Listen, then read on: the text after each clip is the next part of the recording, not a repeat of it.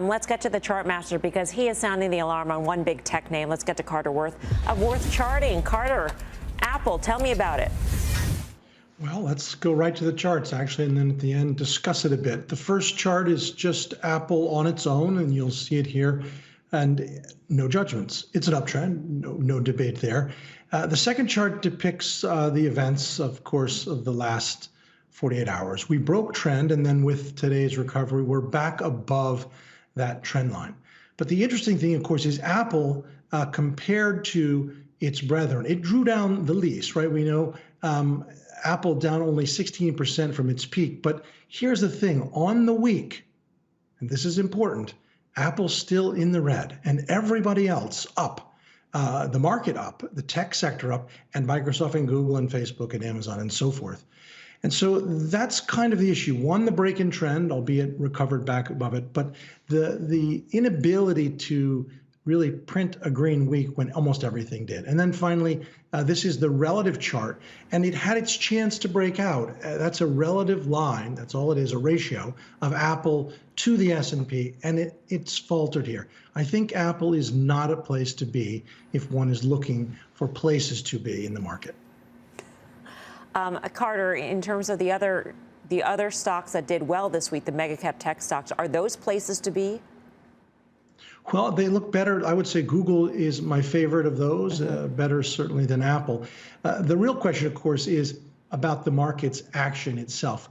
Big moves like this definitionally come from one of two preconditions.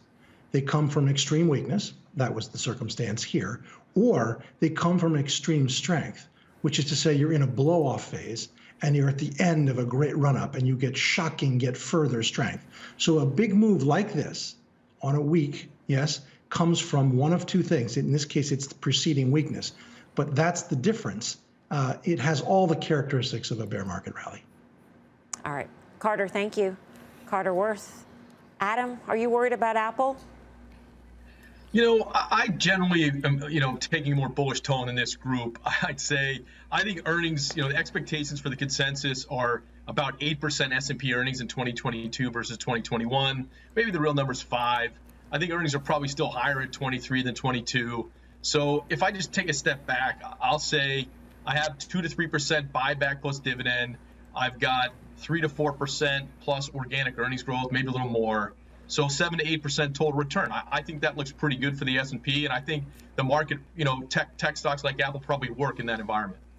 Yeah, but here's the only issue I have with that, Adam, is that if the S&P is trading at 18.5 times earnings this year, they're expected to grow, as you said, high single digits. So I look at a stock like Apple that's trading at 27 times, also expected to have single digits or high single digits earnings growth. And so to me, it doesn't seem that compelling. And then you think about some of the issues that we're talking about with inflation, supply chain issues, chip shortages. I mean, the list goes on, and those are all really uncertainties right now. The stock's down 7% on the year, and I look at the technical setup that Carter just laid out, and if I think that we're going to retest those lows that we made yesterday, then stocks like Apple are probably going to lead the way, because at a certain point they will get to it on valuation, and there might be some hiccups in the fundamentals here.